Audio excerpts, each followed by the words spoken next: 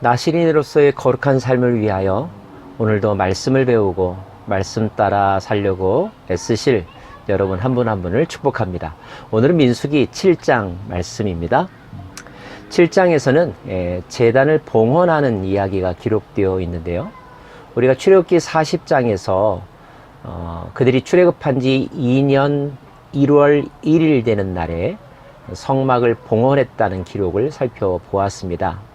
그리고 그 이후에 2월 1일에 인구조사를 명한 이야기도 살펴보았는데요. 오늘은 다시 시점을 1월 1일로 옮겨서 성막을 봉헌했을 때, 즉 다른 말로 하면 거룩한 기름을 발라 모든 것들을 구별한 그날, 그들의 지도자들이 무엇을 했는지를 우리들에게 소개해주고 있습니다.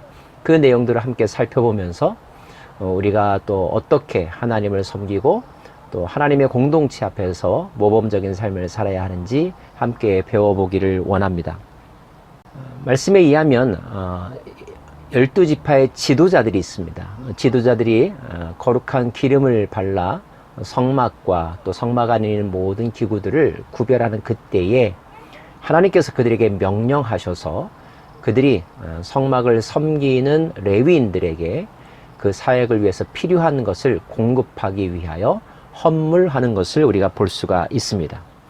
그 헌물의 내용은 무엇이냐 하면 각 지파별로 소 한 마리씩, 그리고 두 지파가 합하여서 수레 하나씩, 그래서 토탈 수레 6개와 소 12마리를 성막 봉사자들인 레위인들을 위하여 제공했다는 것을 알 수가 있습니다. 1절 말씀이네요. 모세가 장막 세우기를 끝내고 그것에 기름을 발라 거룩히 구별하고 또 그 모든 기구와 제단과 모든 기물에 기름을 발라 거룩히 구별한 날에 이스라엘의 지휘관들이 헌물을 드렸다라고 되어 있습니다. 그들은 지도자들로서 특별히 그 공동체가 하나님을 섬기는 일이 무엇보다도 중요하다는 것을 알았고, 그 하나님을 섬기기 위해서 전문 사역자로 나선 레위인들이 보다 효율적으로 그리고 정성스럽게 하나님과 하나님께서 지정하신 성물들을 섬기기 위한 도구들, 필요한 기자재들을 헌물했다는 것입니다. 그리고 모세는 그 헌물을 고핫 자손, 게르수 자손, 그리고 무라리 자손들에게 그 직무에 따라서 나누어 주죠. 다만 한 가지 우리가 여기서 알 수 있는 것은 고핫 자손에게는 수레와 소가 돌아가지 않았다는 것. 이유가 무엇일까요? 고핫 자손은 성막을 옮길 때 언약궤와 또 성소에 있는 기구들을 옮기게 되는데, 하나님께서는 그들에게 그 모든 기구들을 어깨에 직접 메고 직접 운반하라고 말씀하셨기 때문입니다. 때문에 그들에게는 굳이 수레나 소가 필요 없었던 거죠. 이렇게 그들은 그 지파의 역할과 또 임무에 따라서 그 필요한 기자재들을 제공했다는 것을 알 수가 있습니다. 또 한 가지 오늘 백성의 지휘관들이 한 일이 있는데요. 그것은 무엇이냐면 제단을 봉헌한 일입니다. 제단을 봉헌했다는 것은 어떤 의미일까요? 출애굽기와 민수기 사이에 레위기가 제사의 종류, 목적, 그리고 제사 방법들에 대해서 잘 기록해 놓았습니다. 이제 중요한 것은 실제로 제사를 드리는 거겠죠? 누가 먼저 드려야 할까요? 특별히 오늘 하나님께서는 각 지파의 대표자들이 먼저 그 제단을 위하여 봉헌하라고 명령하십니다. 그래서 유다 지파에서부터 납달리 지파에 이르기까지 한 지파가 하루씩 번제와 또 소제와 속죄 제물과 화목제 제물들을 드리는 것을 알 수가 있습니다. 왜 하나님께서는 각 지파의 대표들로 하여금 먼저 제단을 위하여 봉헌하게 하셨을까요? 몇 가지를 우리가 생각해 볼 수가 있는데요. 아마 아직까지 이스라엘 공동체는 하나님께 제사 드리는 것에 대하여서 아직 배움이 부족하고 익숙하지 않았을 수 있습니다. 자, 그 모든 일에 하나님께서는 먼저 지휘자들이 솔선수범하여 하나님 앞에 제사 드리는 것을 요구하셨던 것이죠. 더군다나 그 제사가 지파별로 하루씩 모두 12일이 걸렸다는 것. 하루하루의 봉헌이 너무나 중요하고 또 각 지파마다 의미가 있었기 때문에 12지파가 하루씩 봉헌하는 그날, 그 모든 날수 동안에는 모든 사람들의 관심이 집중되었을 것이고 그들 마음속에는 누가 어떻게 제단의 봉헌을 드리는가 관심을 가지고 보았겠지 않았겠습니까?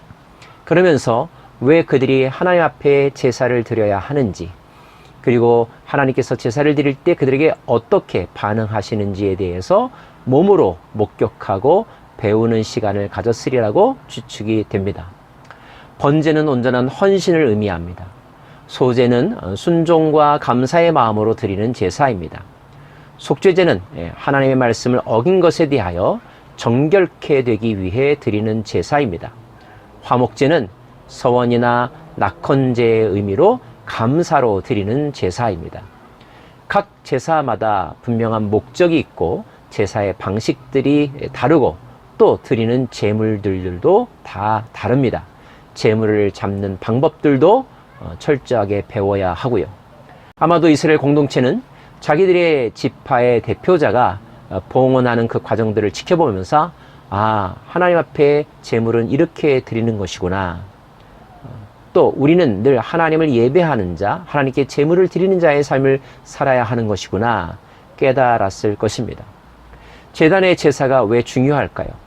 여러분, 모든 제사의 기본적인 성격은 바로 속죄하는 데 있습니다. 인간이 살면서 의식적으로 또는 무의식적으로 지은 죄를 짐승에게 전가하여 그 짐승의 머리에 안수하고 그 짐승을 직접 죽임으로써 인간이 지은 죄를 대신 짊어져 죽는 짐승의 죽음, 이것을 통하여서 자신의 죄를 완전히 심판하고 더 이상 그 죄로부터 얽매이는 삶을 살지 않겠노라고 하는 강렬한 다짐과 또 하나님의 용서의 은총을 구하는 마음이 그 제사 가운데 담겨져 있는 것이죠. 제사를 지내지 않고도 살아간다면 좋겠죠. 제사는 분명히 부담스럽기도 하고 번거로울 수도 있는 일이기 때문에 그렇습니다. 하지만 제사를 드리지 않으면 어떻게 될까요? 제사를 드리지 않는다는 것은 속죄의 은총을 구하지 않는다는 것이고, 속죄의 은총을 구하지 않는다는 것은 인간이 그 죄를 짊어지고 그 죄의 대가를 직접 치르고야 말겠다라고 하는 뜻도 포함되어 있습니다. 죄의 대가는 무엇일까요? 물론 경중에 따라서 다르겠지만 그 죄의 궁극적인 결말은 바로 사망인 것입니다. 하나님과의 관계의 단절인 것이죠. 더 이상 우리는 하나님의 나라에 들어갈 수도 없고 하나님과 동행할 수도 없는 것입니다. 그러므로 죄는 반드시 해결돼야 될 문제인 것이죠. 때문에 우리는 날마다 또는 내가 죄 지은 것이 생각이 난다면, 그리고 하나님 앞에 뭔가를 간절하게 아뢰고 또 빌기 위해서라도 예물을 준비하여 제단 앞으로 나아가는 것입니다. 레위기는 그 제단이 지극히 거룩한 곳임을 분명히 하고 있습니다. 아무나 그 제단 가까이 갈 수 없었습니다. 제사장도 그 제단 가까이 갈 때에는 짐승의 피를 제단 뿔에 바르고 또 성소의 휘장에 바르고 지성소 안에 바르고 나서야 그 앞으로 나아갈 수 있었죠. 이것은 하나님, 지극히 거룩하신 하나님은 인간의 어떤 죄나 부정한 것에 의하여 더럽혀져서는 안 된다는 것을 우리들에게 강조하는 것이고, 누구나 하나님 앞에 나아가는 자는 정결한 마음으로만이 갈 수 있다는 것을 강조하시는 것입니다. 12지파는 즐거이 그리고 때로는 책임감을 가지고 헌물하였고 또 봉헌의 제물을 올려드렸습니다. 그들은 모든 사람들이 그렇게 살아야 한다는 것을 솔선하여 보여준 것이죠. 이 시대에도 우리는 늘 하나님 앞에 나아가야 하고 또 속죄의 제사를 드려야 합니다. 감사하게도 예수 그리스도께서 우리를 위하여 어린 양 대사 죽임당하시고 우리의 근본적인 죄의 문제를 해결해 주셨습니다. 더 이상 우리는 원죄에 매인 바 되지 아니하고 그리스도 안에서 우리에게 주신 자유함을 가지고 새 출발할 수 있는 새로운 기회를 얻게 되었죠. 얼마나 감사하고 또 영광스러운 일인지 모르겠습니다. 그렇다면 예수 그리스도로 말미암아 죄사함의 은총을 받은 우리는 어떻게 살아야 할까요? 그 은혜가 너무 감사해서, 그리고 그 은혜를 베풀어 주신 하나님의 영광을 찬양하면서 일평생 살아야 하지 않을까요? 또다시 죄를 짓고 싶은 유혹이 우리 주변에 늘 상주해 있지만, 그럼에도 불구하고 우리의 죄 때문에 처참하게 죽음당하신 어린 양 예수 그리스도의 그 희생을 생각한다면 어찌 우리가 마음 편하게 또는 대범하게 죄를 지을 수 있겠습니까? 어쩔 수 없어서 죄 짓는 자리에 서 있다 할지라도 우리는 그 순간 괴로워하며 마음 아파하며 후회하며 통회하며 다시는 그렇게 하지 않겠노라고 다짐하는 그런 사람이 되어야 하지 않겠습니까? 사랑하는 여러분, 이스라엘 공동체는 제사와 뗄래야 뗄 수 없는 삶을 살아가게 되었습니다. 제사는 단지 짐승을 죽이는 것이 아니라 하나님과의 만남을 위하여 대가를 치르고 은혜의 보좌 앞으로 나아가는 것입니다. 여기에 어떤 짐승들을 드린다 할지라도 아깝지 않은 것은 그것을 통하여 만난 하나님의 은혜가 그 어떤 것보다도 크기 때문인 것이죠. 날마다 번제를 드리고 화목제를 드리고 속죄제를 드리고 섬김의 소제를 드리면서 하나님과 동행하는 지성소의 은총을 경험하는 여러분 모두가 되시기를 간절히 빕니다. 기도하겠습니다. 하나님, 지휘관들을 통하여서 레위 공동체를 섬기게 하여 주시고, 지휘관들의 솔선수범을 통하여서 제사가 무엇인지를 보여주십니다. 우리들도 하나님의 전문 사역자들을 서포트하고 그들과 함께 동역자의 마인드를 가지고 하나님의 나라와 하나님의 성전을 섬기는 삶을 살아가기 원합니다.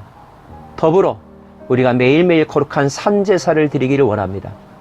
헌신의 제사를 드리고 감사의 제사를 드리고 속죄의 제사를 드리고 섬김의 제사를 드리면서 주님과 동행하고 주님의 나라를 위하여 이 땅 가운데 빛이 되는 삶을 살아가기를 간절히 소망합니다. 주여, 우리가 드리는 거룩한 제사를 받아 주옵소서. 예수님 이름으로 기도합니다. 아멘.